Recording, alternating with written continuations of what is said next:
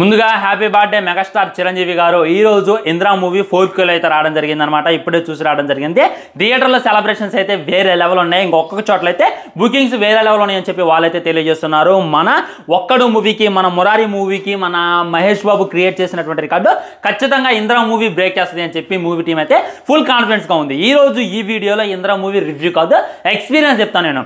ముందుగా ఇంద్రా మూవీ గురించి మాట్లాడుకోవాలంటే థియేటర్లో అయితే ఈ విధమైనటువంటి సంఘటనలు అయితే జరుగుతున్నాయి అనమాట.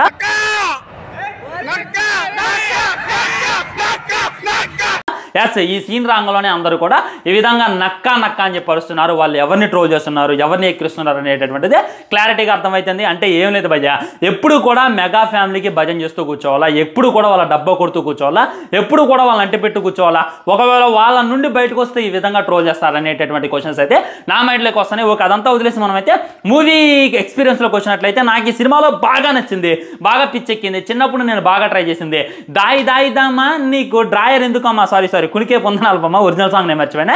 ఈ సాంగ్ అప్పుడైతే అందరూ ఊగిపోయారు అనమాట.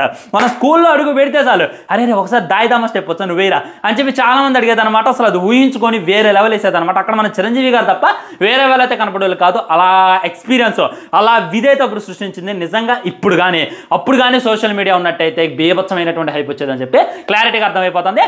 ఇంకా అందులో ఇంకా గొప్పగా మాట్లాడుకోవాల్సింది ఏంటంటే ట్విస్టులు అనమాట.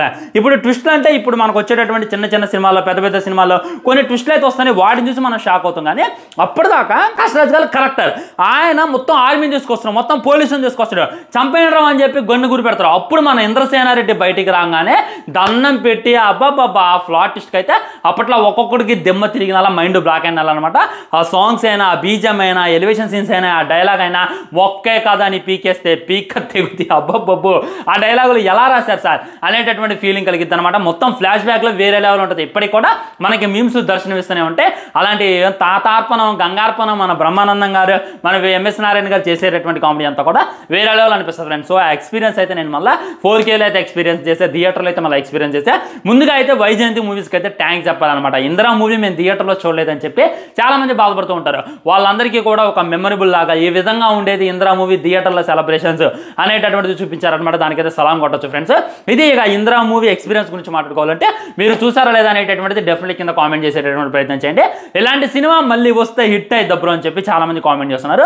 ఖచ్చితంగా హిట్ కాదు బ్రో, ఎందుకంటే ఆల్రెడీ మొన్న వచ్చినటువంటి వీరసింహారెడ్డి సినిమా ఏదైతే ఉందో సేమ్ అనమాట, సేమ్ కాన్సెప్ట్ వచ్చింది. దాన్ని చూసే చాలా మంది చాలా రకాలుగా వాగారు. నా చిన్నప్పటి నుండి ఇదే స్టోరీ లైన్ చూస్తున్నాను. కాబట్టి ఇలాంటి సినిమా ఇప్పుడు వచ్చినా కానీ, ఇదే సినిమా ఇప్పుడు వచ్చినా కానీ, ఇప్పుడున్నటువంటి ఫేక్ రివ్యూవర్స్, ఇప్పుడున్నటువంటి లవడా ఛానల్స్ అన్ని కలిసి ఫ్లాప్ చేసేటటువంటి అవకాశం ఉంది. అప్పుడు వచ్చింది కాబట్టి ఆ సినిమా బ్లాక్ బస్టర్ అయింది అనేటటువంటిది రియాలిటీ ఫ్రెండ్స్. సో దీని మీద మీ కామెంట్ ఏంటి అనేటటువంటిది తప్పకుండా కింద కామెంట్ చేసేటటువంటి ప్రయత్నం చేయండి. వీడియో లైక్ చేయండి, షేర్ చేయండి, ఛానల్ సబ్స్క్రైబ్ చేయండి. వందే మాత్రం జై హింద్, ఉంటా బాయ్, నమస్కారం.